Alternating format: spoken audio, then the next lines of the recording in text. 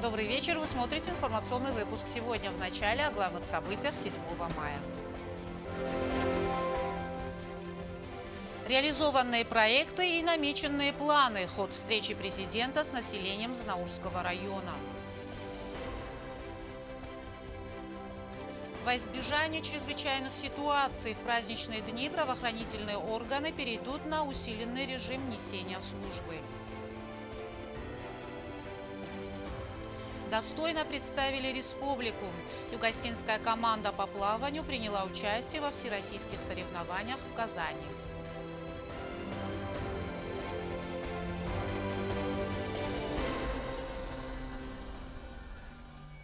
На этот год в поселке Знаур намечено строительство 18-квартирного дома.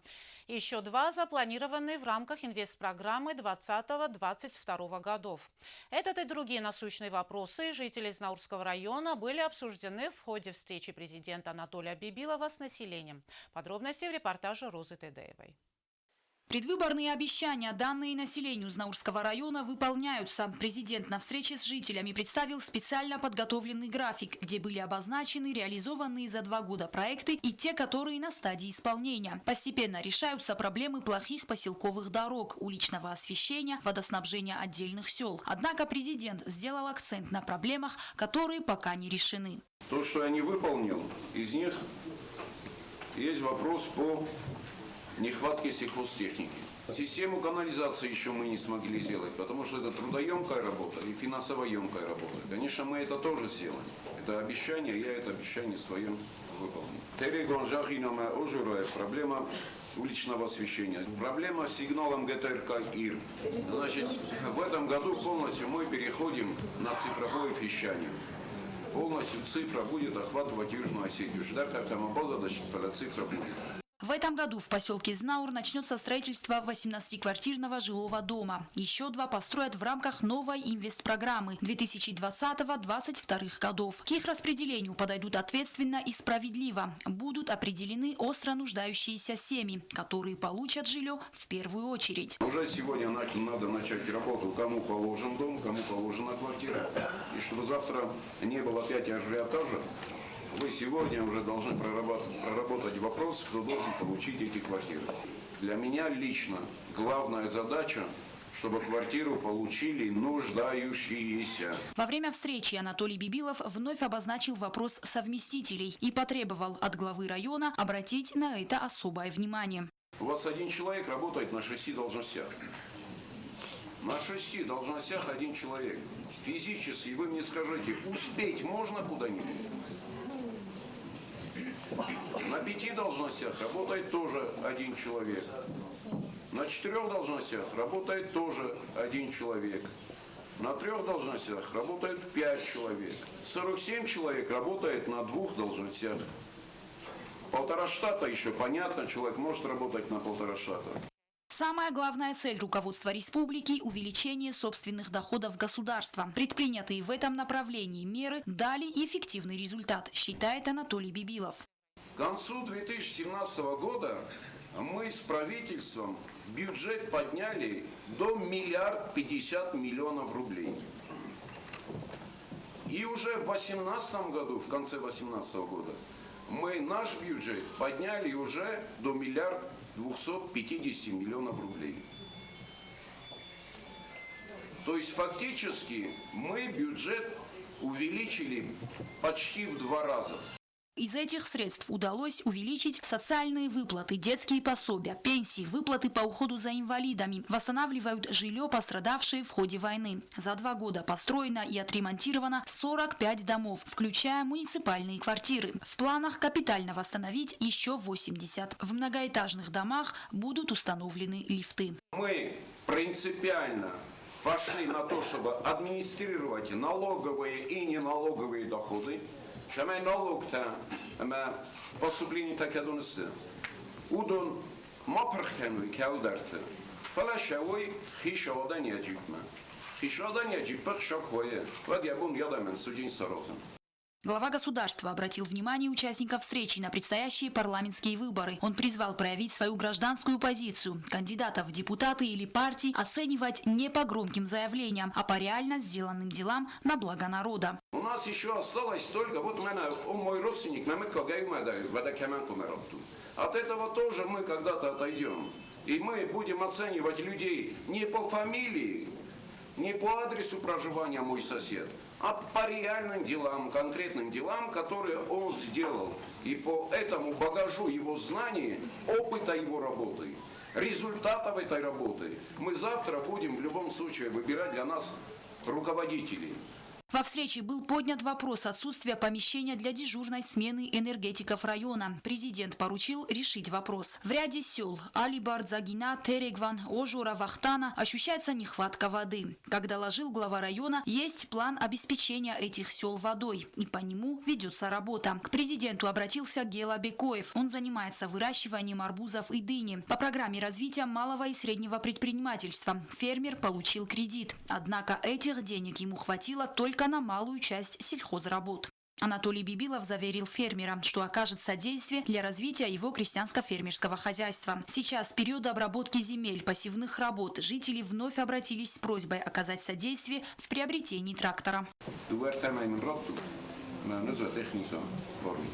Население волновал вопрос получения российского гражданства. Мы уже согласовали соглашение, которое будет подписано в ближайшее время, в самое ближайшее время, об упрощенном получении гражданства Российской Федерации. Ждем ратификацию в Госдуме и в парламенте Южной Осетии.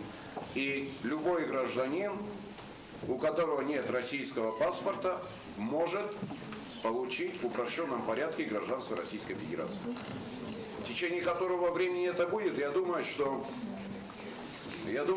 к 11-летию признания Российской Федерации Южной Осетии это все-таки будет. В поселке отсутствует место для ожидания общественного транспорта. Президент поручил главе района решить проблему. К главе государства обратились и со словами благодарности, в частности, из-за оказываемой адресной помощи из фонда президента.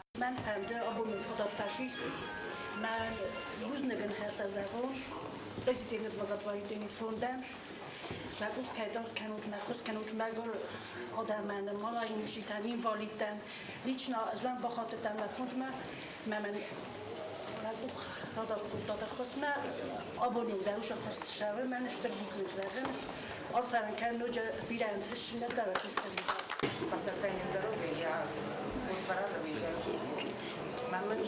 Машина стоит, да, и мама много постоянно. К президенту обратились и с проблемами личного характера. Анатолий Бибилов заверил, что их просьбы услышаны и будут найдены решения. Роза Тедеева, Алим Бетеев, Тамерлан Кусраев. Информационный выпуск сегодня. На сессии парламента были внесены изменения в госбюджет 2019 года. Депутаты проголосовали за увеличение уставного капитала Национального банка. Рассмотрены и другие вопросы. Подробности в репортаже Зарины Кочиевой. На сессии депутатский корпус внес изменения в бюджет республики на 2019 год. Изменения коснулись расходной части бюджета. Она увеличивается на 54 миллиона рублей. Доходная часть остается неизменной. Расходная часть бюджета увеличивается на 54 миллиона, и общая сумма расходов бюджета на 2019 год составляет таким образом 9 миллиардов 808 миллионов 50 тысяч рублей. Депутаты заслушали отчет председателя Национального банка Феликса Засеева. Проголосовали за увеличение уставного капитала Национального банка. Председатель Нацбанка подробно рассказал, с чем связано увеличение. Уставный капитал увеличивается на тот процент, насколько это превышается на резервный фонд. Резервный фонд за 2 года, до этого у нас резервный фонд не достигал 30%. Когда год заканчивается, банк получает какую-то прибыль.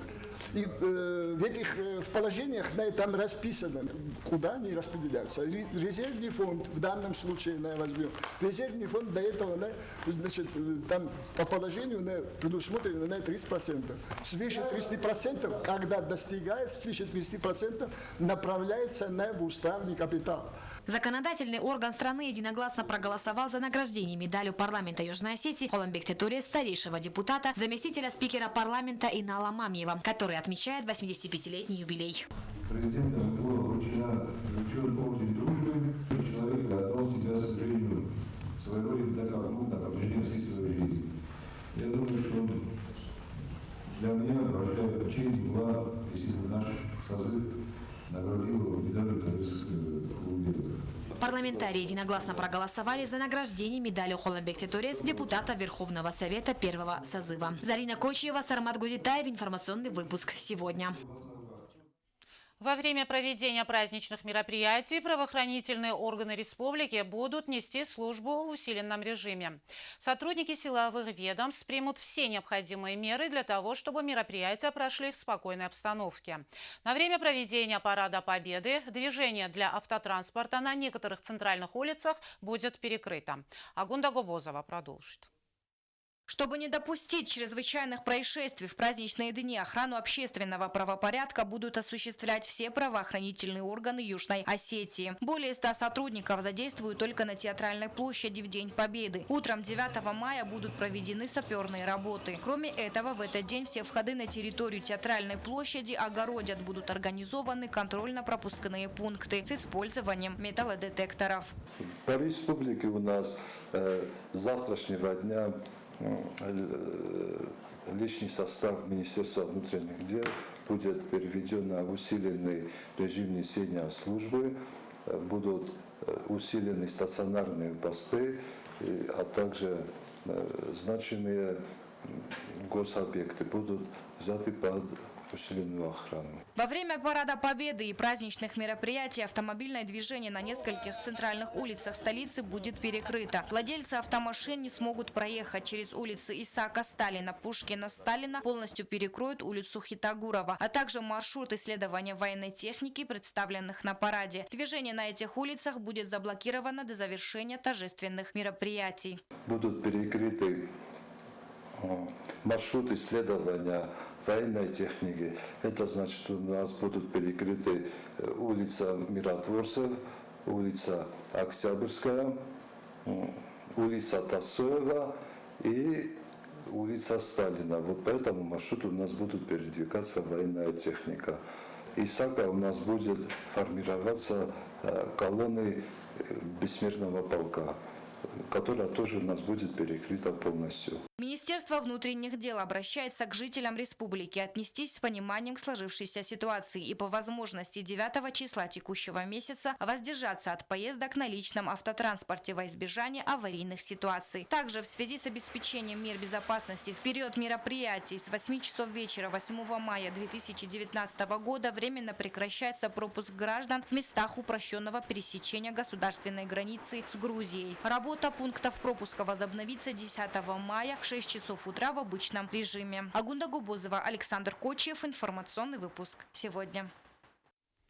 Объем работ прибавился и у столичной администрации. Сотрудники благоустройства наводят красоту на улицах к празднику. Высаживаются цветы, убираются скверы, благоустраиваются территории, прилегающие к мемориальным комплексам и памятникам.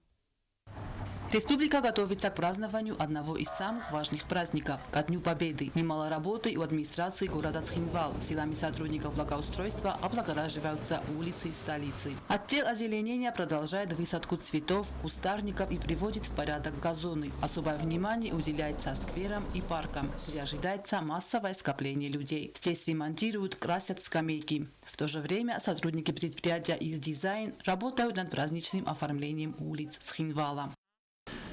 Производится высадка цветов вдоль проспекта Джуева, также на Театральной площади. Благоустраивается аллея Славы. Также проводятся работы по нанесению дорожной разметки на проезжей части улиц. Ежегодно в преддверии Дня Победы в республике благоустраивают территории, прилегающие к мемориальным комплексам и памятникам. Управление благоустройства проведет реставрационные работы монументов. Приводится в надлежащий вид периметр аллеи славы. Также в селах, где установлены памятники, сельчане сами приводят их в порядок, чтобы сделать их чище и красивее. За эти дни город приобретет по-настоящему праздничный вид. Как всегда, мы достойно поздравим своих ветеранов и почтим память тех, кто ценой собственной жизни принес нам эту великую победу. Регина Чешткоева, Аида Кочева. Информационный выпуск сегодня. В преддверии празднования Дня Великой Победы в образовательных учреждениях республики проходят мероприятия патриотического характера. Воспитанники Цхинвальской школы-интернат подготовили музыкальные номера военного периода. На праздник пригласили и ветеранов Великой Отечественной. В честь празднования победы в Великой Отечественной войне коллектив и воспитанники Цхинвальской школы-интернат подготовили концертную программу. Школьники в сценических постановках показали трагические события Отечественной войны.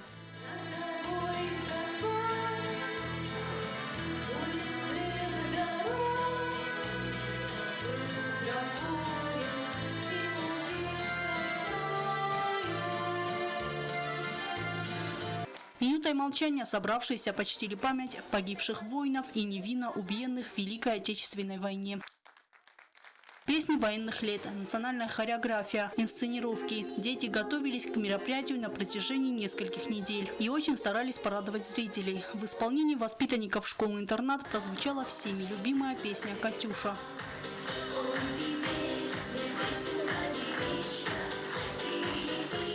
С Днем Великой Победы ветеранов и всех присутствующих поздравили председатель парламента Петр Гасев и министр образования и науки республики Наталья Гасева. Благодарность от имени всех присутствующих. У меня есть такие полномочия, меня наделили. Слова благодарности коллективу интерната. Слова благодарности за то, что вы не даете угаснуть этой свече памяти. Я хочу от имени всех присутствующих поблагодарить ветеранов Великой Отечественной войны за то, что они есть, за то, что они были, есть и будут в истории нашего народа, потому что без них у нас не было бы сегодня мирной жизни. Ко Дню Победы поздравительные слова ветеранам адресовали директор школы-интернат Рулан Тедеев и руководитель представительства Россотрудничества в Южной Осетии Сергей Скворцов. Он также преподнес подарки для школы-интернат. Эльвира Дебилова, Алина Кисева, Александр Кокоев. Информационный выпуск сегодня.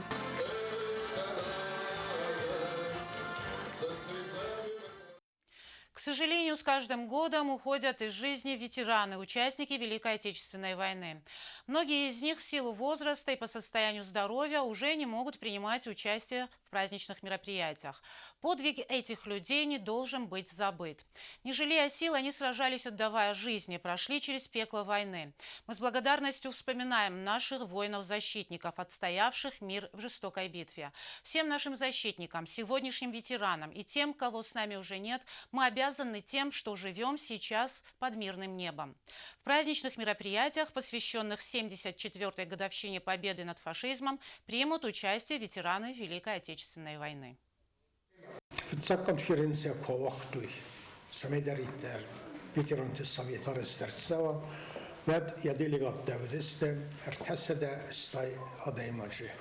Худонидисте Юлдер, Хаста Хаят Чиста, Уце Активон Адам.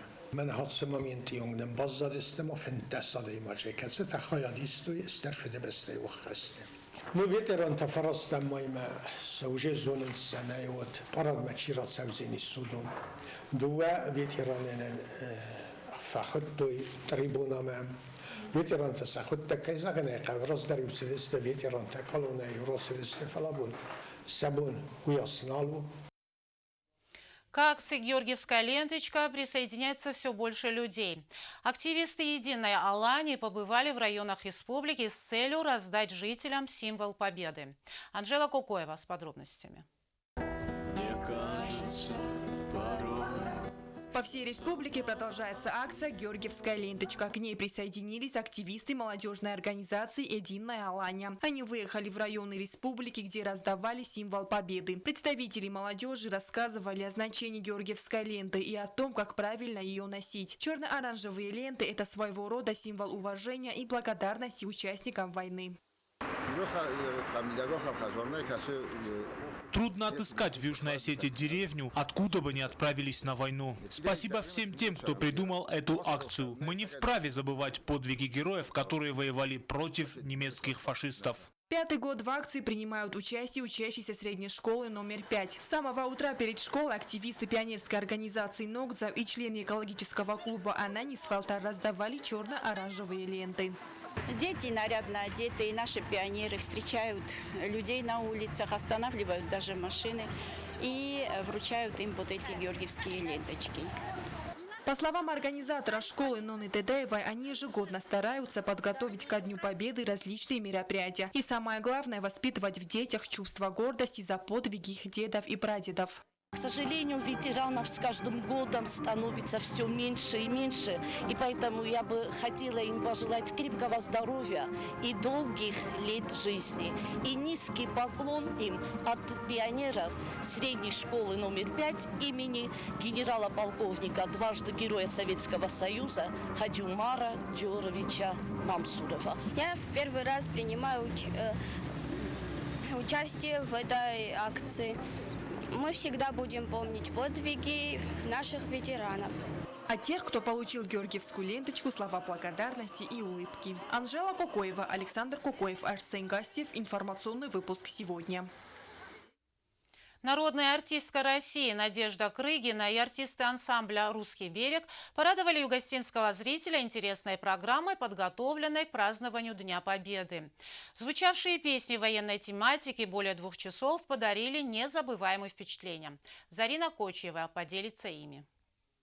Для вас, ветераны, незабываемую праздничную программу жителям и гостям Цхинвала подарила народная артистка России Надежда Крыгина и артисты ансамбля «Русский берег». В их исполнении звучали песни военных лет. Концертная программа длилась более 2 часов, и за это время артисты подарили зрителям массу положительных эмоций.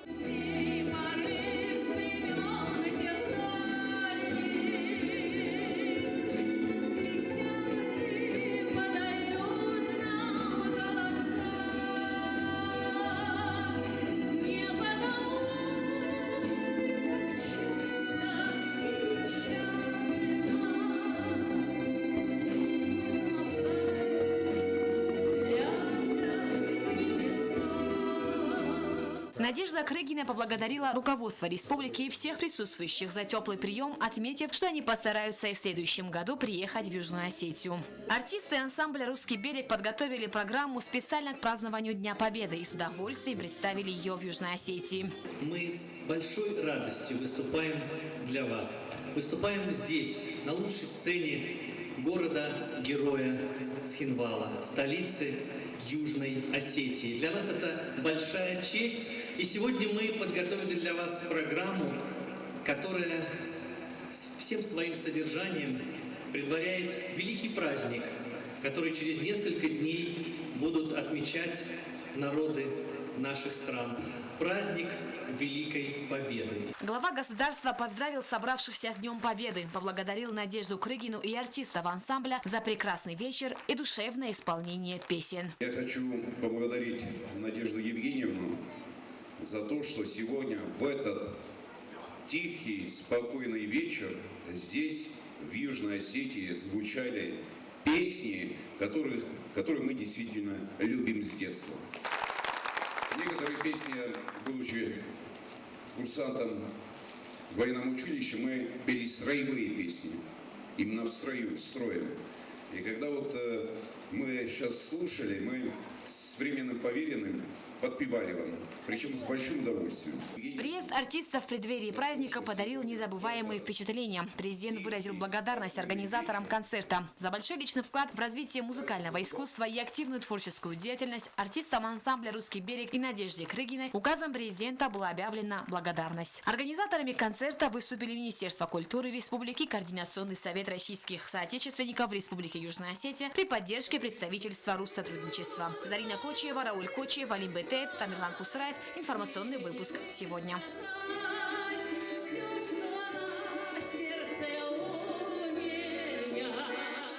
Информационный выпуск продолжают новости спорта.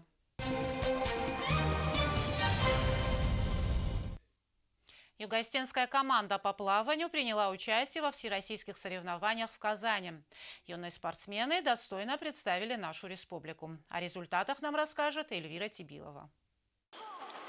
Югостинские пловцы принимали участие в 4-м заключительном этапе всероссийских соревнований по плаванию Made Wave Challenge, которые проходили в Казани с 30 апреля по 2 мая. В соревнованиях принимали участие свыше 1000 спортсменов, 173 команды из всех регионов России от Камчатки до Калининграда. В нашей команде выступали 11 спортсменов в возрастной категории от 10 до 14 лет. Команда достойно представила республику. Ими были выполнены новые спортивные разряды и, самое главное, юные спортсмены приобрели соревновательный опыт. По итогам соревнований наша команда заняла 18 место в общекомандном зачете.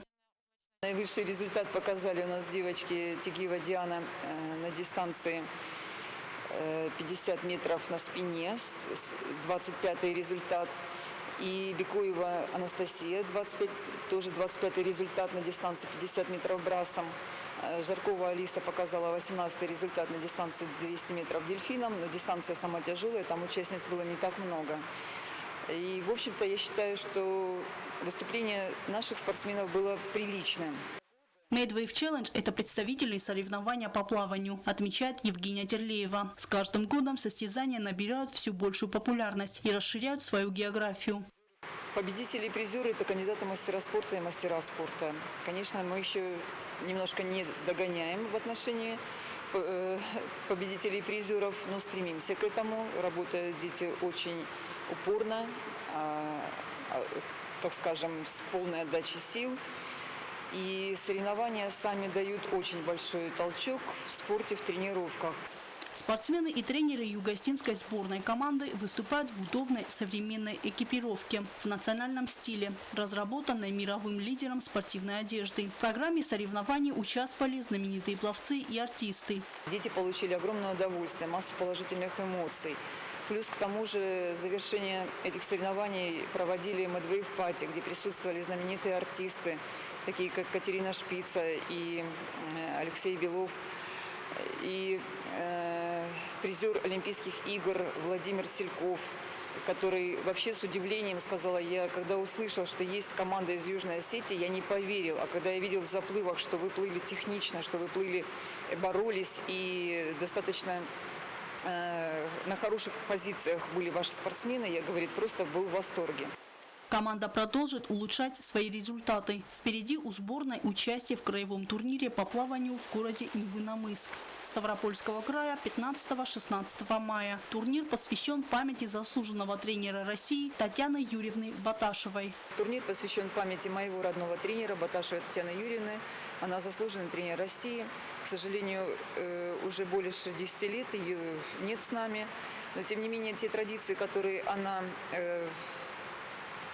начинала в невиномысском плавании, это, в принципе, работает и сейчас. И мне даже, может быть, как трепетно и очень приятно, что воспитанники из Южной Осетии, где никогда не было плавания, уже приедут на соревнования в мой родной город, мой родной бассейн, в памяти моего родного тренера. Мне хотелось бы, чтобы у нас тоже выступление было успешным. Финансовую поддержку Федерации плавания Южной Осетии оказывает глава государства Анатолий Бибилов и благотворительный фонд «Единство Алании». Эльвира Тибилова, Александр Кочиев. Информационный выпуск сегодня. На этом наша программа подошла к концу. Я Ирина Джуева. Желаю вам всего доброго и до свидания.